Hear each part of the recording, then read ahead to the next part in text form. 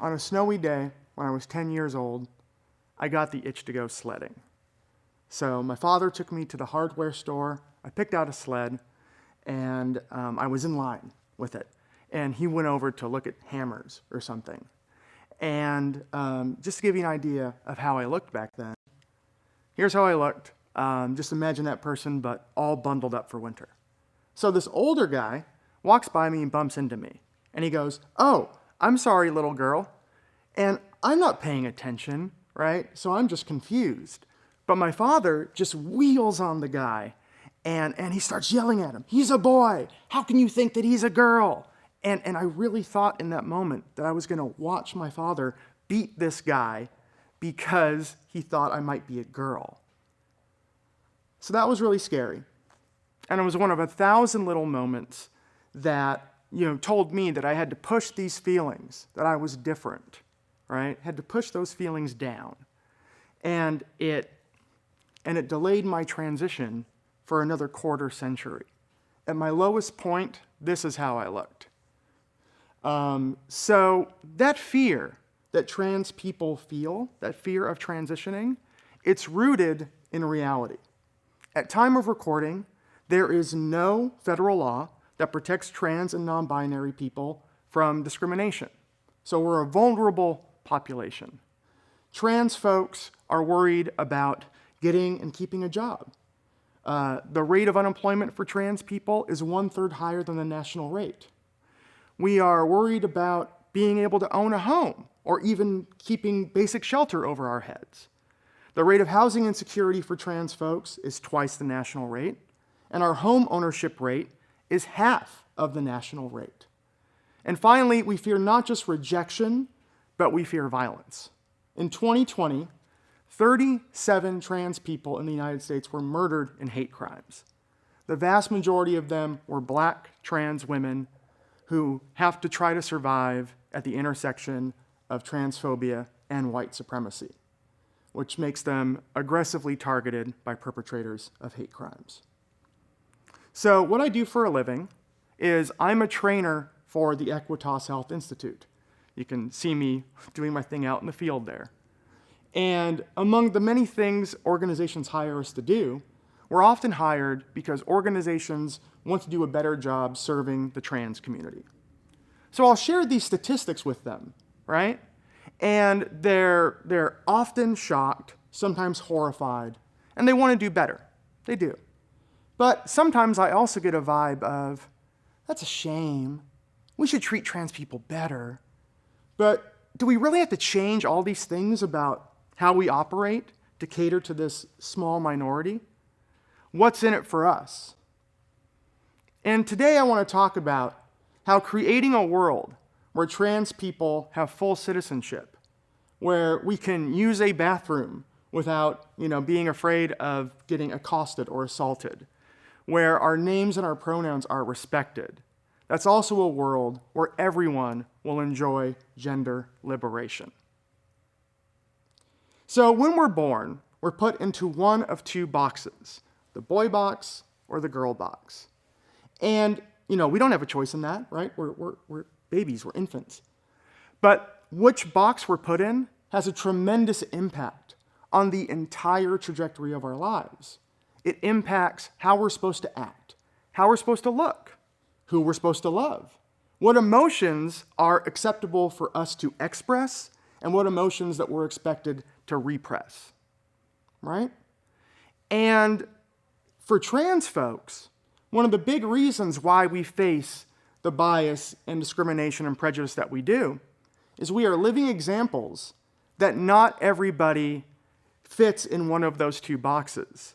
Not everybody is in the box that they should be in based on where they were put at birth, or both. But the boxes don't just negatively impact trans people. I think a lot about during the current global public health emergency, one of the things that's happened to women in the United States is that women are 4 times as likely as men to have lost their jobs or to have left the workforce, during this global crisis. And the reason for that is that the gendered norm that it should be women who take the primary responsibility of caring for children, of teaching children. During this emergency, that norm has aggressively reasserted itself. What about men? Well, in the US, 6 million men in the US suffer from depression, but they are much less likely than the rest of the public to seek help for mental health concerns. Why? Because men are not supposed to ask for help because of the box.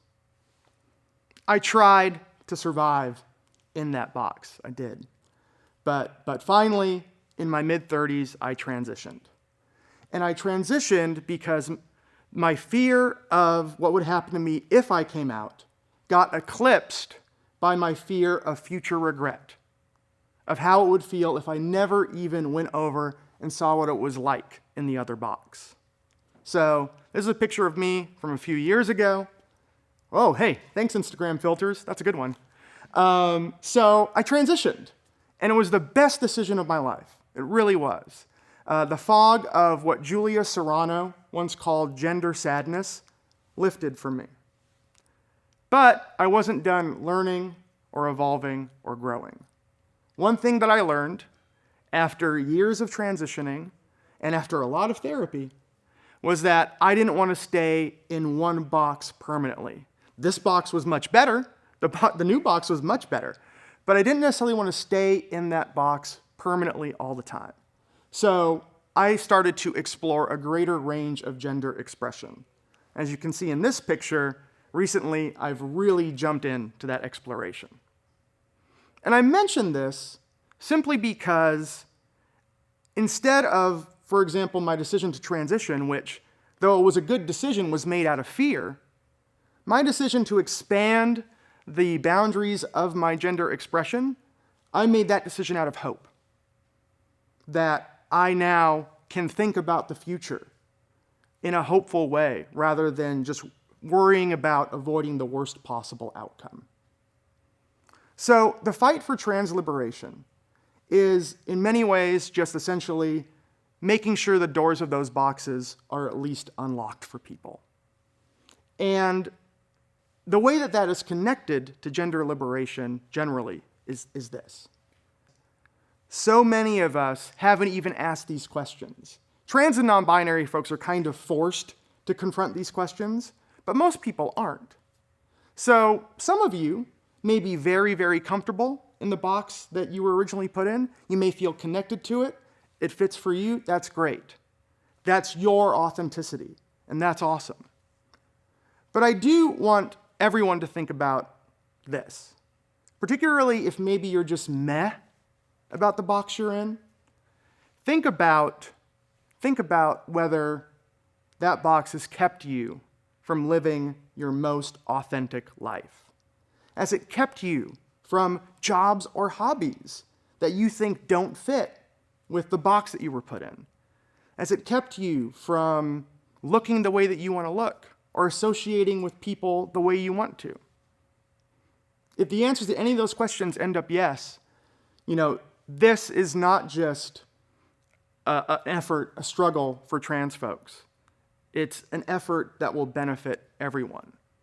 We can create this better world where you don't have to fear stepping outside the boundaries of the box that you were put in. We can create a world where trans folks have full citizenship, equal rights. We can live in dignity. We can live openly and not be afraid of that bringing harm to us.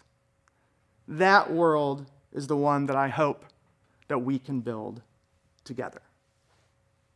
Thank you.